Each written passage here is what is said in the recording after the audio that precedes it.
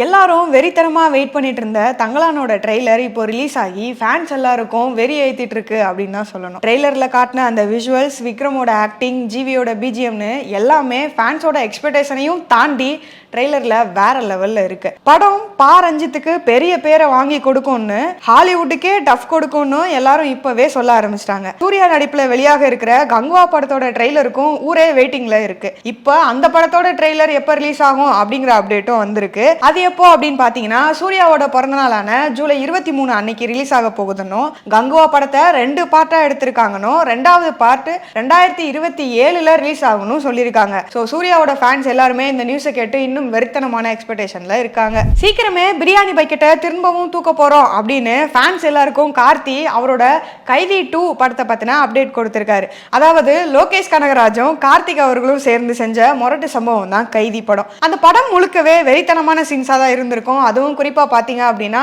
கார்த்தி பிரியாணியை பக்கெட்ல எடுத்துக்கிட்டு வந்து மொத்தமா கொட்டி சாப்பிடுற அந்த சீன் எல்லாருக்குமே கூஸ் பம்ஸா தான் இருந்திருக்கும். அதை தான் இப்ப கார்த்தி அவர்கள் தன்னோட ஃபேன்ஸ் மீட்ல சீக்கிரமே பிரியாணி பக்கெட்டை திரும்பவும் கையில் எடுக்க போறோம், அடுத்த வருஷமான 2025 கைதி 2க்கு ஷூட்டிங் போக போறோம்னு அவரோட தரமான அப்டேட்டை கொடுத்திருக்காரு. மலையாளத்துல ஒரு பெரிய இண்டஸ்ட்ரியல் ஹிட்டா அமைஞ்ச படம் தான் 2018. கேரளாவில் 2018வது வருஷம் வந்த பெரும் வெள்ளத்தை மையமாக வச்சு எடுக்கப்பட்ட படம் தான் அது.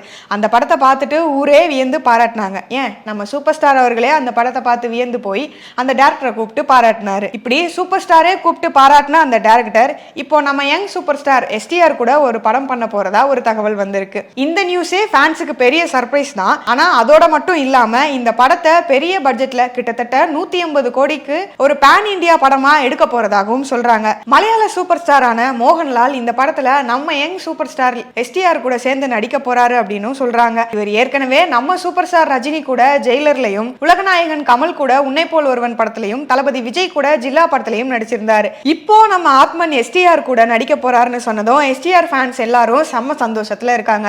இந்த படத்தை நம்ம தளபதி விஜயை வச்சு கோட் படம் எடுக்கிற ஏஜிஎஸ் என்டர்டைன்மெண்ட் தான் தயாரிக்க போறதாகவும் தகவல் கிடைச்சிருக்கு. ஏற்கனவே கமல் சார் ப்ரொடக்ஷன்ல எஸ்டிஆர் நடிக்கிற எஸ்டிஆர் 48 படத்தை 150 கோடி பட்ஜெட்ல ஒரு பேன் இந்தியா படமா தான் எடுக்க போறாங்கன்னு சொல்லியிருக்காங்க. இப்போ இந்த படமும் அதே மாதிரி பெரிய பட்ஜெட்ல பேன் இந்தியா படம் அப்படின்னா, அப்போ நம்ம சிம்புவும் பேன் இந்தியா ஸ்டாராக ஸ்கெட்ச் போட்டுட்டு இருக்காரு அப்படின்னு தான் சொல்லணும். தமிழ்ல செம்ம கிளாஸான படம் எடுக்கிறவர் தான் நம்ம கௌதம் மேனன். ரீசெண்டா அவரோட படங்கள் பெருசா வெற்றி ஆகல.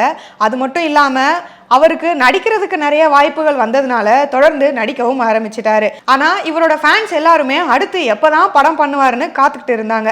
சமீபத்துல அவர் மலையாளத்துல ஒரு படம் பண்ண போறாருனோ, அதுவும் மம்முட்டி அவர்கள் கூட சேர்ந்து படம் பண்ண போறாருனும் தகவல்கள்லாம் வெளியாயிட்டு இருந்தது. இன்னைக்கு அந்த படத்தோட பூஜையை கேரளால போட்டு அங்க அந்த படத்துக்கான ஷூட்டிங்கை ஸ்டார்ட் பண்ணிட்டாங்க. இன்னும் இந்த படத்துல யாரு ஹீரோயினா நடிக்க போறாங்க அப்படின்னு அபிஷியலா எதுவும் அனௌன்ஸ்மெண்ட் பண்ணல. ஆனா இந்த படத்துல சமந்தா தான் நடிக்க போறாங்க அப்படின்னு ஸ்ட்ராங்கான ஒரு ஸ்டேட்மெண்ட்டா சோஷியல் மீடியால எல்லாரும் சொல்லிட்டு வராங்க.